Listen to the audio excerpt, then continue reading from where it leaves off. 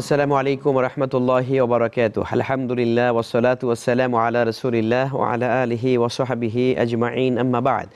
সুপ্রিয় দর্শক শ্রোতা, এই মুহূর্তে কাছে এবং দূরে, দেশে এবং প্রবাসে যে যেখানে বসে দেখছেন, আপনাদের সবাইকে অনেক অনেক প্রীতি এবং শুভেচ্ছা জানাচ্ছি। এবং সেই সঙ্গে আমরা শুরু করছি আমাদের এই মাহে রমজানের বিশেষ আয়োজন ম্যাঙ্গোলি শিশুর মনে ফুলের হাসি, পাওয়ার্ড বাই স্টারলাইন। দর্শক, আপনাদের সন্তানদেরকে নিয়ে আশা করছি বসে আছেন এই চমৎকার আয়োজন দেখবার জন্যে, এবং আমাদের মঞ্চেও আমাদের ছোট্ট বন্ধুরা উপস্থিত রয়েছে। সবাইকে স্বাগত জানিয়ে আমরা শুরু করছি এবং শুরু করব একটি চমৎকার ইসলামী সঙ্গীতের মাধ্যমে। প্রশংসা সবই কেবল তোমারি, প্রশংসা সবই কেবল তোমারি, প্রশংসা সবই কেবল তোমারি।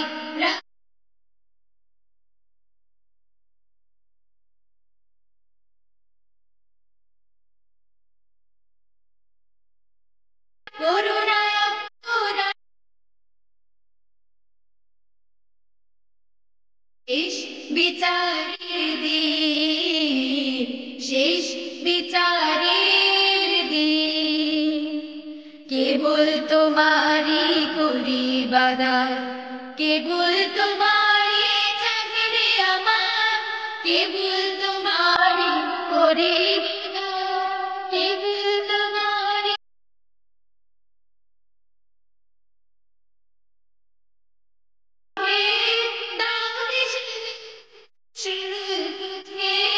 সিরাত মুস্তাকিম, সিরাত মুস্তাকিম, যাদের উপরে করেছো রহমত, পেয়েছে তোমার অশেষ মহব্বত, যাদের উপরে করেছো রহমত, পেয়েছে তোমার অশেষ মহব্বত, তাদের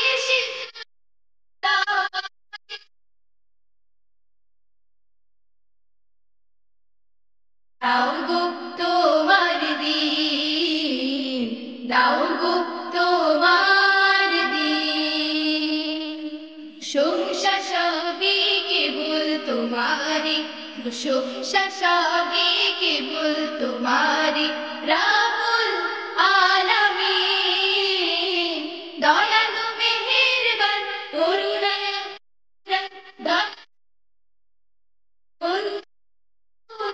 আর কেউ নয় তুমি মালিক। শেষ বিচারের দিন, শেষ বিচারের দিন, শেষ বিচারের দিন। মারহাবা মারহাবা, মাশাআল্লাহ। আমরা সুন্দর একটি সঙ্গীত শুনলাম। আমরা তোমাদেরকে এবারে নিয়ে যাচ্ছি একটি চমৎকার গল্পের দিকে। আমরা যেই গল্পটি আজকে শোনাতে চাই, সেই গল্পের মেইন কেন্দ্রবিন্দু হচ্ছে হযরতে বেলাল রাদিয়াল্লাহু তাআলা আনহু। তার জীবন থেকে আমরা কিছু গল্প তোমাদের শোনাবো।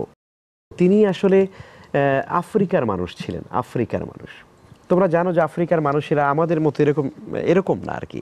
তাদের গায়ের রংটা একটু বেশি কালো থাকে, তারা একটু কেউ কেউ খুব শর্ট থাকে ইত্যাদি। এভাবে করে বেলাল রাদিয়াল্লাহু তাআলা আনহু তিনিও কিন্তু এরকমই ছিলেন, খুবই কালো রঙের ছিলেন এবং খুবই বেঁটে মানুষ ছিলেন, কেমন। এবং তিনি ছিলেন মূলত দাস, মানুষের কাজ করতেন, দাস ছিলেন।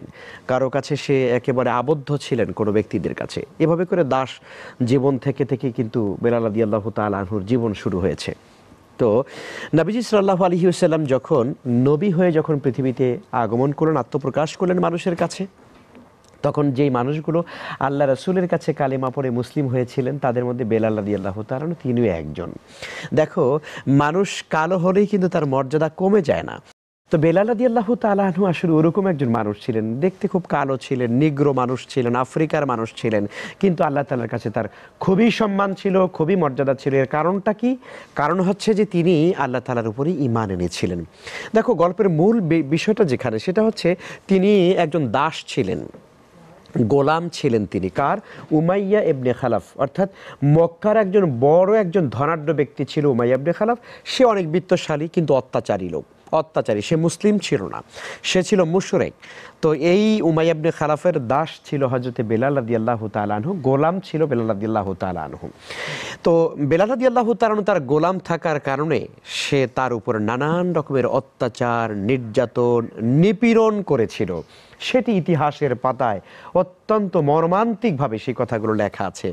আমরা সেই আকর্ষণীয় কথাগুলোই শুনবো। তবে নিয়ে নিচ্ছে একটি ছোট্ট বিরতি। তোমাদের সবাইকে ধন্যবাদ।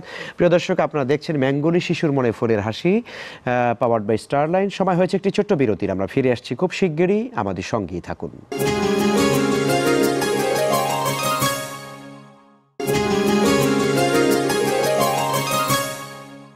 সুপ্রিয় দর্শক, বিরতির পরে আপনাদের সবাইকে আবারও স্বাগত জানাচ্ছি ম্যাঙ্গোলি শিশুর মনে ফুলের হাসি, পাওয়ার্ড বাই স্টারলাইন। আমরা শুনছিলাম, আমাদের ছোট বন্ধুদেরকে শোনাচ্ছিলাম বেলাল রাদিয়াল্লাহু তাআলা আনহুর জীবনের একটি ঘটনা।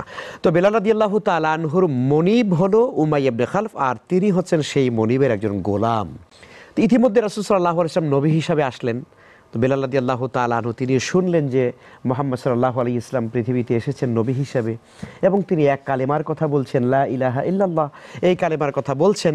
বেলাল রাদিয়াল্লাহু তাআলা আনহু গোপনে গোপনে তিনি এই কালেমা গ্রহণ করলেন এবং তিনি মুসলিম হয়ে গেলেন। আলহামদুলিল্লাহ, খুবই ভালো কথা, তিনি মুসলিম হয়ে গেলেন। তো এই খবর চলে গেল কার কাছে? সেই যে মনিব, তার কাছে।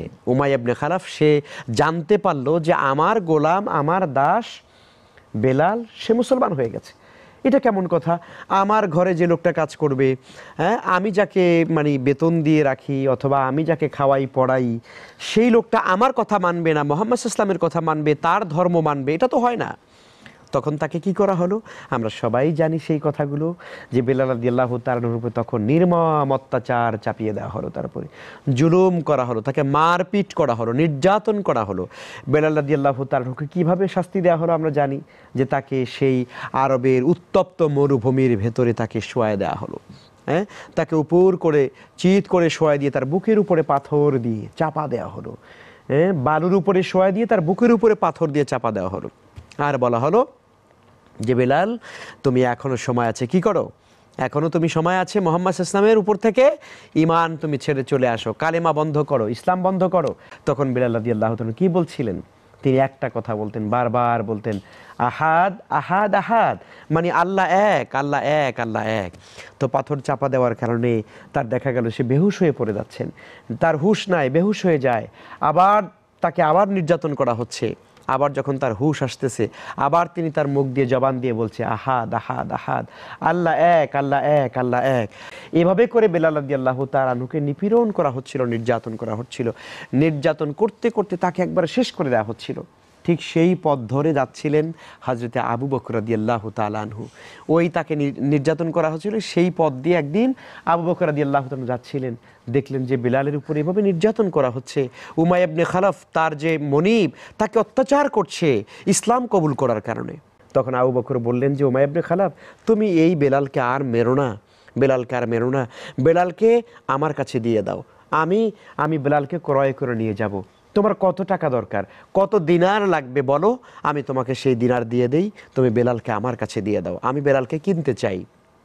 তখন উমাইয়া ইবনে খালাফ বলো, ঠিক আছে, তাহলে আমাকে এত হাজার দিনার দিতে হবে, দিরহাম দিতে হবে। একটা চুক্তি হয়ে গেল। চুক্তি হওয়ার পরে হযরত আবু বকর রাদিয়াল্লাহু তাআলা আনহু তাকে ক্রয় করে নিয়ে গেলেন এবং নিয়ে তাকে আজাদ করে দিলেন, মুক্ত করে দিলেন, স্বাধীন করে দিলেন। বেলালকে বললেন যে তুমি আর কারো দাস হয়ে থাকতে হবে না, তুমি এখন স্বাধীনভাবে বেঁচে থাকবে, আল্লাহর গোলামি করবে, আল্লাহর ইবাদত করবে। এভাবে করে বেলাল রাদিয়াল্লাহু তাআলা তার জীবনটা কাটাচ্ছিলেন। অনেক দিন হয়ে গেল, সময় চলে গেল। নবীজি সাল্লাল্লাহু আলাইহি ওয়াসাল্লাম মক্কায় 13 বছর থাকলেন। এরপরে 13 বছর পরে তিনি মদিনা চলে গেলেন। মদিনা যাওয়ার সময় সাহাবায়ে কেরাম মদিনা চলে গেলেন হিজরত করে।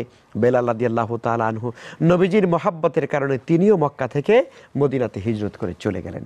মদিনা যাওয়ার পরে আল্লাহ রাসূল কি করলেন? মদিনা যেয়ে তিনি মসজিদ নির্মাণ করলেন। আমরা জানি সর্বপ্রথম কোবা পল্লীতে একটি মসজিদ বানালেন এবং অতঃপর তিনি মদিনার শহরের ভিতরে গিয়ে একটি মসজিদ নির্মাণ করলেন, যেই মসজিদকে আমরা কি জানি?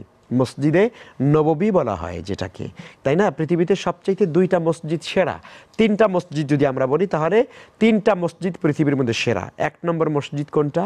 মসজিদে হারাম, যেটা বাইতুল্লাহ বা কাবা শরীফে যে মসজিদ, তাই না? সেটি হলো 1 নম্বরে সম্মানিত মসজিদ। 2 নম্বর সম্মানিত মসজিদ কোনটা? মসজিদে নববী, যেটা মদিনার মসজিদ, যেটা আল্লাহ রসুলের মসজিদ। আর 3 নম্বর কোনটা? যেটি প্যালেস্টাইন, ফিলিস্তিনে, যেটি মসজিদে আকসা, আমাদের জেরুজালেমে অবস্থিত মসজিদে আকসা যেটাকে আমরা বলি, তাই না? আমাদের প্রথম কিবলা ছিল সেই মসজিদে আকসা, যেটি বর্তমানে ফিলিস্তিনে অবস্থিত। এই 3টি মসজিদ কিন্তু মুসলমানদের সেরা মসজিদ। তো নবীজি সাল্লাল্লাহু আলাইহি ওয়াসাল্লাম যখন মক্কা থেকে মদিনা গেলেন, মদিনাতে গিয়ে তিনি একটি সুন্দর মসজিদ নির্মাণ করলেন, মসজিদে নববী। তো সেই মসজিদের ইমাম হচ্ছেন রাসূল সাল্লাল্লাহু আলাইহি ওয়াসাল্লাম, তাই না? এখন মসজিদের ইমাম হলে একজন মুয়াজ্জিন লাগে, আজান দিতে হয়। তো কাকে মুয়াজ্জিন বানানো হবে? রাসূল সাল্লাল্লাহু আলাইহি ওয়াসাল্লাম বললেন, এই মসজিদের মুয়াজ্জিন হবে সেই বেলাল, বেলাল রাদিয়াল্লাহু তাআলা আনহু, যার উপরে অনেক নির্যাতন করা হয়েছিল এবং তিনি নির্যাতন সহ্য করে ইসলামের উপরে তিনি ছিলেন। সেই বেলাল রাদিয়াল্লাহু তাআলা আনহুকে তখন তাকে মুয়াজ্জিন হিসাবে নির্বাচন করা হলো। তুমি চিন্তা করে দেখো, তোমরা চিন্তা করে দেখো, যেই মসজিদের ইমাম মুহাম্মদ সাল্লাল্লাহু আলাইহি ওয়াসাল্লাম, সেই মসজিদের মুয়াজ্জিন হচ্ছেন বেলাল রাদিয়াল্লাহু তাআলা আনহু। কি ঘটেছিল তারপরে, সেই বিষয়গুলো জানবো আমরা আরেকটি ছোট্ট বিরতির পরে। প্রিয় দর্শক, আপনারা দেখছেন ম্যাঙ্গোরি শিশুর মনে ফুলের হাসি, পাওয়ার্ড বাই স্টারলাইন। সময় হচ্ছে আরেকটি ছোট্ট বিরতির। আমরা ফিরে আসবো কিছুক্ষণের মধ্যেই, আমাদের সঙ্গেই থাকুন।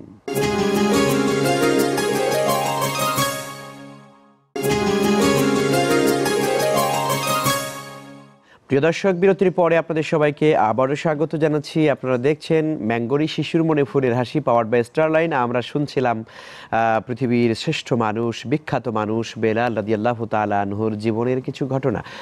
তো তোমাদেরকে আমরা সেখানে আবার নিয়ে আসি। নবীজি সাল্লাল্লাহু আলাইহি ওয়াসাল্লাম যখন মদিনার ইমাম হলেন, তিনি যখন মদিনাতে গেলেন, তিনি মসজিদে নববীর ইমাম, আর সেই মসজিদে মুয়াজ্জিন হিসাবে নিয়োগ দেওয়া হলো হযরতে বেলাল রাদিয়াল্লাহু তাআলা আনহুকে। অথচ মানুষটা কালো কিন্তু, এবং তার জিহ্বায় জড়তা ছিল, তিনি আশহাদু ভালো করে বলতে পারতেন না, তারপরেও তিনি মসজিদের মুয়াজ্জিন ছিলেন। কেমন? তো সাহাবায়ে কেরাম একদিন আল্লাহ রসুলের কাছে গিয়ে বলেন, ইয়া রাসূলুল্লাহ, তো বেলালের কণ্ঠ তো এত সুন্দর না, দেখতেও কালো, মানুষটা তো সুন্দরও লাগে না, তো এখন তো আমাদের মসজিদটা অনেক সুন্দর হয়ে গিয়েছে, মদিনার এলাকাটাও সুন্দর হয়ে গিয়েছে, এখন আমরা একজন ভালো মুয়াজ্জিন নিয়োগ দেব। নবীজি বলেন, তাই? কি মুয়াজ্জিন নিয়োগ দিবে তোমরা? আমরা একজন মুয়াজ্জিন নিয়োগ দিব, কণ্ঠ যার খুব ভালো, আজান দিলে পরে কলিজা ঠান্ডা হয়ে যাবে, এরকম একজন সুন্দর ভালো দেখে একজন মুয়াজ্জিন নিয়োগ দেব। আল্লাহ রাসূল, ঠিক আছে, তোমরা একজন মুয়াজ্জিন নিয়োগ দাও। বেলাল, তোমার কালকে থেকে আজান দেওয়ার দরকার নেই। বেলালের মন খুব খারাপ, আহারে, আমি এতদিন ধরে আজান দিলাম, আমাকে আর এখন আজান দিতে দেয়া হচ্ছে না। তো নতুন একজন মুয়াজ্জিনকে ডাকা হলো। তিনি ফজরের নামাজের সময় প্রথম নিয়োগপ্রাপ্ত নতুন মুয়াজ্জিন আজান দিলেন, ফজরের আজান দিলেন। কিন্তু সাহাবায়ে কেরাম তারা টের পাচ্ছেন, কিরে, রাত তো মানে শোবে সাদেক তো হচ্ছে না, রাত তো আর কমছে না, কিন্তু আজান কি দেওয়া হয়নি? তো পরস্পরকে বলেন, হ্যাঁ, আজান তো আমরা শুনেছি, কিন্তু কেন শোবে সাদেক তো হচ্ছে না? নবীজির কাছে সাহাবায়ে কেরাম গেলেন, ইয়া রাসূলুল্লাহ, আজকে তো বেলাল আজান দেয়নি এবং নতুন মুয়াজ্জিন সাহেব আজান দিয়েছে, কিন্তু শোবে সাদেক তো হচ্ছে না, সকাল তো হচ্ছে না, আমরা কি নামাজ পড়তে আসবো না? আল্লাহ রাসূল বললেন, দেখো, বেলাল রাদিয়াল্লাহু তাআলা আনহু যতক্ষণ পর্যন্ত ফজরের নামাজের আজান না দিবে ততক্ষণ পর্যন্ত শোবে সাদেক হবে না। অতএব বেলালকে ডাকো, তাড়াতাড়ি করে বেলালকে ডাকো, কারণ বেলাল আজান দিলে পরে আল্লাহ রাব্বুল আলামিনের আরশে আজিম পর্যন্ত সে আজানটা পৌঁছে যায় এবং সেখানে শোবে সাদেক হয়ে যায়। তো বেলালকে আজান তোমরা বন্ধ করে দিয়েছো, এই জন্য আল্লাহ তাআলা খুশি হননি, আজকে শোবে সাদেক হচ্ছে না, তাড়াতাড়ি করে বেলালকে ডাকো, বেলাল আজান দিলেই শোবে সাদেক হবে। সুবহানাল্লাহ বিহামদি। নবীজি সাল্লাল্লাহু আলাইহি ওয়াসাল্লাম ইন্তেকাল করলেন, বেলালের মনে এত কষ্ট, যেই নবীজি মসজিদের ইমাম ছিলেন, আমি সেখানের মুয়াজ্জিন, নবীজি ইন্তেকাল করেছেন, নবীজির ওফাত হয়ে গেছে, নবীজি মৃত্যুবরণ করেছেন, আমি আর এই মদিনা থাকবো না। বেলাল কষ্টে মদিনা থেকে সিরিয়ার গ্রামের ভিতরে গিয়ে একটা ছোট্ট খুপড়ি ঘর করে সেখানে তিনি তার পরিবার নিয়ে বসবাস করছিলেন। বেলাল রাদিয়াল্লাহু তাআলা শুয়ে আছেন, রাতের বেলা স্বপ্নে দেখলেন আল্লাহ রসুলকে, রসুলের তার সাথে তার রাতের বেলা স্বপ্নে দেখা হয়ে গেল। রসুল বলছে, বেলাল, তোমার কি এখনো আমার মদিনা আসার সময় হয়নি?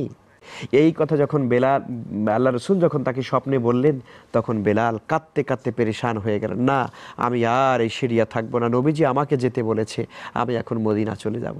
সকালবেলা তার পরিবার নিয়ে তিনি আবার মদিনা চলে গেলেন। মদিনা যাওয়ার পর নবীজির নাতি ইমাম হাসান এবং হুসাইন যখন তারা দুজনে বেলালকে জড়িয়ে ধরলেন এবং বললেন যে আপনি আগামীকালকে ফজরের নামাজের আজানটা দিবেন। নানা থাকতে আপনি আজান দিতেন, নানাজি নাই, আপনি আজান দিচ্ছেন না, আপনি আজানটা দেন। তখন বেলাল আবার আজান দিলেন। মদিনার ঘরে ঘরে কান্নার রোল পড়ে গেল, সবাই কাঁদতে লাগলো যে নবীজি কি আবার পৃথিবীতে চলে এসেছে। বেলাল আজান দিচ্ছে, নবীজি কি আবার পৃথিবীতে চলে এসেছেন। সকল ঘরের নারী পুরুষরা দৌড়িয়ে মদিনার দিকে রওনা করলো। আরে বেলালের আজান শুনছি, বেলাল মনে হয় আসছেন, তার মানে নবীজিও মনে হয় চলে আসছে। বেলালের কণ্ঠের আজান শুনে সবাই পাগল পাড়া হয়ে গেলেন। সেই বেলাল রাদিয়াল্লাহু তাআলা আনহু আমাদের জন্য মডেল, তিনি আমাদের জন্য অনেক আদর্শ রেখে গিয়েছেন। আল্লাহ যেন আমাদের সবাইকে সে বেলালের মতো হওয়ার, মানুষ হওয়ার তৌফিক দেন। বেলাল যেভাবে নবীজিকে ভালোবেসেছিলেন, সেরকম যেন আমরা আল্লাহ রসুলকে ভালোবাসতে পারি, সেই তৌফিক আল্লাহ তাআলা আমাদের সবাইকে দান করুন।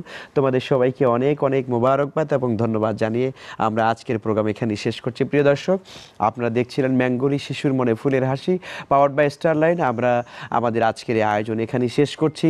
তবে যাওয়ার আগে আমরা শুনবো একটি চমৎকার ইসলামী সঙ্গীত। রহমতে আলম জানিতা সারা দুনিয়া, রহমতে আলম তুমি, রহমতে আলম জানিতা সারা দুনিয়া, রহমতে আলম তুমি, রহমতে আলম জানিতা সারা দুনিয়া, রহমতে আলম রহমতে নেভে দুজক দারুন হাবিয়া, রহমতে আলম তুমি, রহমতে আলম জানিতা সারা দুনিয়া, রহমতে আলম তুমি, রহমতে আলম জানিতা সারা দুনিয়া, রহমতে আলম তুমি, নবী কমলিওয়ালা নূরে ভুবনালা, নবী কমলিওয়ালা নূরে ভুবনালা, আসে বৃষ্টির মতো রহমত বিরত, আসে বৃষ্টির মতো রহমত বিরত, ঝরিয়া ঝরিয়া,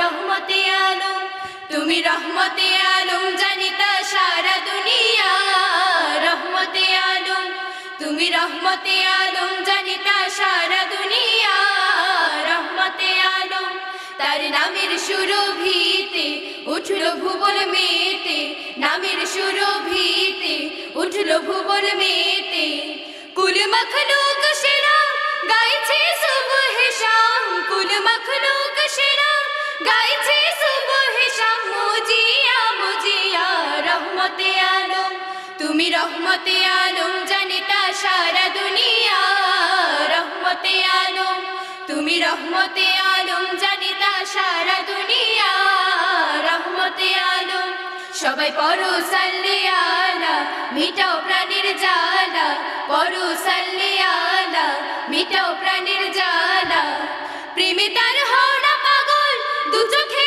নামা বাদল, প্রেমে তার হও না পাগল, দু চোখে নামা বাদল, সরিয়া সরিয়া, রহমতে আলম তুমি, রহমতে আলম জানিতা সারা দুনিয়া, রহমতে আলম তুমি, রহমতে আলম জানিতা সারা দুনিয়া, রহমতে আলম তুমি, রহমতে আলম জানিতা সারা দুনিয়া,